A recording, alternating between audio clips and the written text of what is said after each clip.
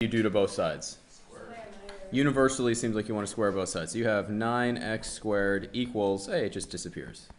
Now, you want to make it equal 0. We love things equaling 0, so we can use the zero product property, So some people subtracted 9x squared. I would prefer you did this. Why is this a little bit more preferable than subtracting 9x squared? A little bit preferable. Yeah, Hannah. There's no negative in the leading.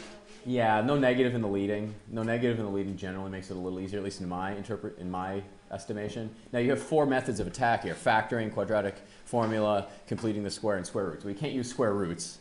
So you look at those 3 and say, hey, you at least should try to what?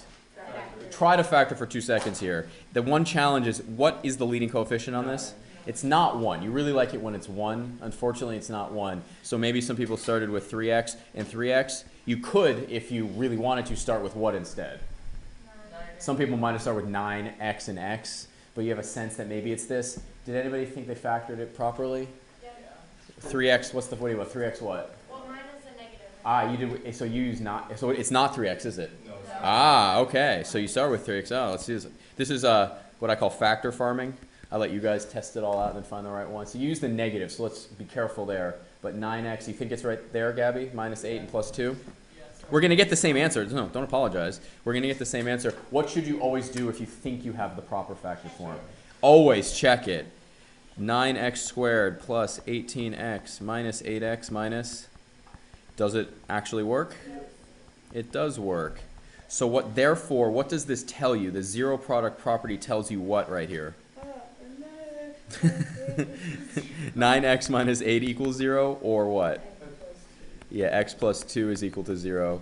So 9x equals 8, x equals negative 2, and x equals 8 over 9, like this.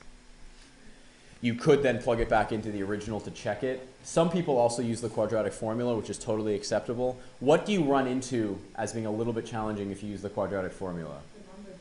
Gets big. The discriminant gets to 676, and then you have to sit there with the factor tree, and then you're like, oh, it is 26 squared. That's a little bit higher than you generally remember for squares, generally speaking. But it's not impossible. It's not impossible. But I like this, nice and clean. That I just messed up. Because I Oh, put the factor 16 tree? in front of the 10. No, I put the 16 in front of the 10, then put 16 as Oh, you put the 6, yeah, I see. So you got to put it. So a club swimming pool is 30 feet wide, 40 feet long. The club members want to expose the aggregate border of the strip of the uniform width around the pool. So they want a walkway around the pool that has the same width all the way around the pool. They have enough material for 296 feet squared. How wide can the strip be? How do you go about setting this up? What's the do next? So you have W. So W equals width of strip. What could you do next? Make an equation. No. Well, yeah. Oh, sorry. You could make your goal is to make an equation, but you need a relationship to build it from. You need. What's the area? What do you know? You know that. What's the area of the pool? It's Close. 30 times 40 is what? No. Okay. 1200. You went under and then over. Good. So it's fine. The pool is 1200, but what does it say the area of the walkway is going to be? It's in the problem right on the board. 296. So we have the pool plus walkway is the total area, right? You with me so far? What is the area of the pool? We just figured it out. 1200. What's the area of the walkway? 296. So what's the total area? 1496. So that's the total area. We know what the total area is. Can you write me an equation for the area of this entire rectangle using W? What's the entire width going to be equal to? When I say the entire width, what's the width going to be from here all the way to here? 40 plus what? 40 plus 2x. Exactly. This is going to be 40 plus 2x. What's the height going to be? Exactly. 30 plus 2x. So if you want the area of a rectangle with a base of 40 plus 2x and a height of 30 plus 2x, what's the area going to be if you want to write it? 30 plus 2x times? Wait, why is it 2x? Can you let me finish the sentence, please? Oh, it's x. It should be 2w. Kids, we picked w, right? You got it. Sorry.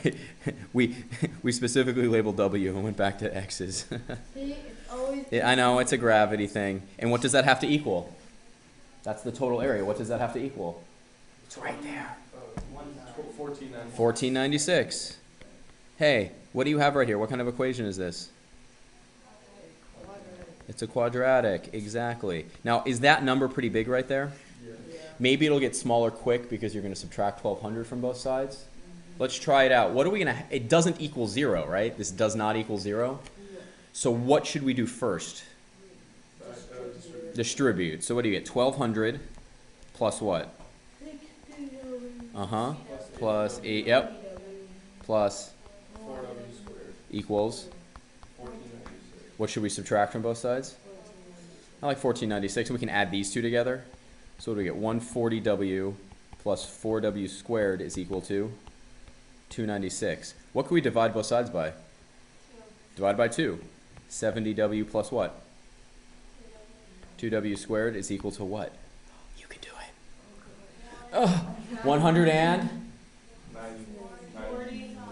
148. Good job, Sarah Marion. 148. Hey, what can we divide by again?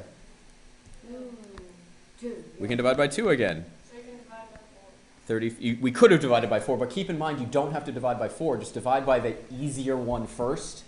Take the easy. Take the easy. Divide by 2, divide by 2. Yes, that means we could have divided by 4. Plus what? Equals 70. 74. Does that equal 0? So we have w squared plus 35w minus what? 74 is equal to? So what should you check to see if you could do first? What should you check at least? At least this, what is one nice thing about this quadratic? The leading coefficient is 1. That makes it nicer, right?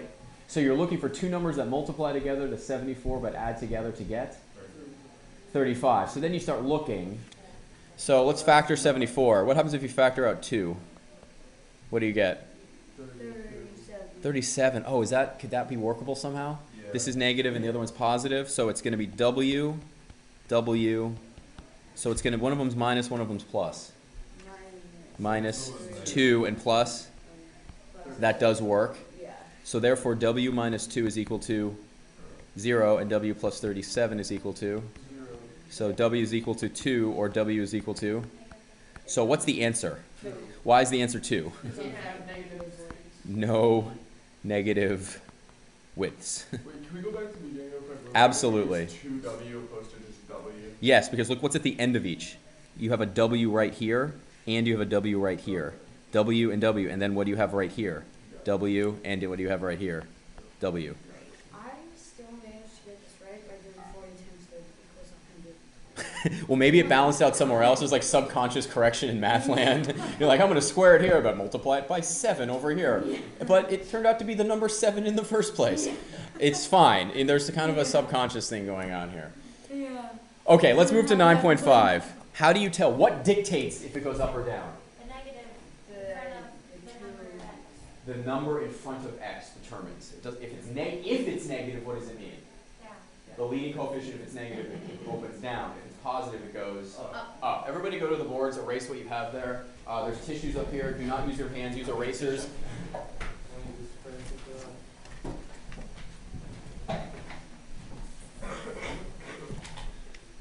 One. It opens down. What's another thing you can tell me about this one? It is to the left too. So what do you mean to the left too? From the positive to x plus 2. Yeah, so you can be more specific. What's the vertex of this going to be? 2, 5. Nope. Oh, 2, 5. Negative 2, 5. What is vertex form? Remember, it's y equals x minus h squared plus k. And what's the vertex always equal to? No, it's always equal to hk. So it's always minus. So this is plus. So what does h actually equal here? Negative 2. So yes, Hannah, that was actually better. I like your answer better than what I did. If you wanted to break this down into all the steps, you know that this quadratic would open down. You'd move it to the left 2, and you'd move it up 5. There's one last number in there we haven't talked about. What's the one number we haven't talked about? The 4. What does that 4 do? Does it widens or makes it more steep? Which one is it on this? It's narrower. So there's different ways to say it. You could say narrower, steeper. So I'd like you to do this. Graph this in as much detail as you can. Graph it in as much detail as you can. What's the first thing I see so many kids do when you guys are making graphs? You sit here and spend like 10 minutes doing this. No, no, no, no. Literally, I want you to do this, and then estimate. Where's negative 2,5? Maybe right here. There's negative 2,5. Which way is this parabola going to go? Down. It's going to go down. Is it going to be really steep or really wide? Steep. So you know it's going to be really, really steep, like this. And then what you can do is try to find more points. How do you find some more points? Yeah. Yeah, what could you make? Make a table to keep track of what you're doing. What's the vertex at? What's the x value of the vertex right here? Negative 2. So put negative 2 in the middle and go 2 beyond it and 2 before it. So what two numbers are integers that are before negative 2? Or excuse. So we have negative 1 and, oh sorry, I skipped it. So maybe how about you do negative 1 and then right here you do negative 3 and negative 4. And then you plug these numbers into y equals x plus 2 squared plus. Yeah, so you plug them in and then you make, so this is 5. No, there's actually a negative 4. Oh, there's a negative 4 right there. Thank you. So you fill these in. And then once you get these 4 numbers, what can you do? You can label these points. This right here is still what? An estimate, right? Yeah. So once you start getting those values, you can maybe erase and like make it a little wider or adjust it. But the point is, do I care about all the little tiny tick marks? No, math should be done doing math. Okay? There's absolutely a time for art in math, absolutely. But when we're learning how to graph these quadratics, no, not right now. Number one thing you can get good at is maybe drawing the curves. I'm not so good at it sometimes. You kind of try to do it in one go. What form is this in, Noah? I told you what is this form called? Vertex form. Why is it called vertex form? Because it gives you the vertex. It just gives you, it throws you the vertex. When something's in vertex form, it's super helpful. But the thing is, are these all in vertex form right here? No, they're not. Like this one's in vertex form, right? Let's see here. Verti, what's the vertex on this one? -6, 3. Yeah, and does it open up or down? It opens down. Opens down. And is it steep or shallow? Shallow. It's shallow. That's great information. You have a starting point. You can sketch it. That's huge information right there. Up here, though, for example, on this one, you can tell me a few things about this one. Does this open up or down? Up. It opens up. Is it steep or shallow? It's shallow. When I say shallow, I mean shallower than when it's 1. So when I say shallow, I'm comparing it to this. Y equals x squared. That's the baseline. If it goes like this would be called steeper. And if it went like this, what would this be called? Shallower. That's what I'm calling it. So over here, though, but what's the one thing we don't know on this one? Or, is that in vertex form?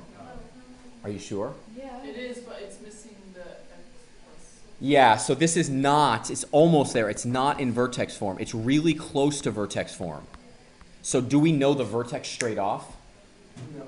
No, we don't. So theoretically, could we put it in vertex form? Yeah. So here's the thing I want to ask you. How does this compare to this function?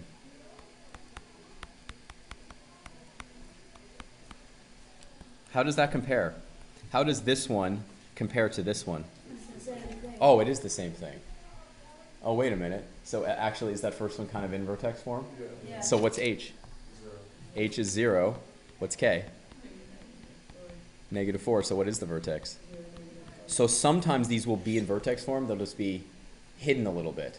They'll be hidden a little bit. So for example, this one's actually in vertex form. Yeah. What is it going to be written in vertex form? -2 times x 0 squared plus 0. So what's the vertex? 0, 0. Now, you can't always do that, unfortunately. Let me see if they have one up here where you can't do that. Oh, all of those are. Completing the square. We will use completing the square to find the vertex in a situation like this. Ready? Y equals, let's say, 2x squared plus 5x minus 9. Is that in vertex form? No. No. Can we easily put it in vertex form? Yeah. We can. I like that answer because it's just completing the square. Yeah. So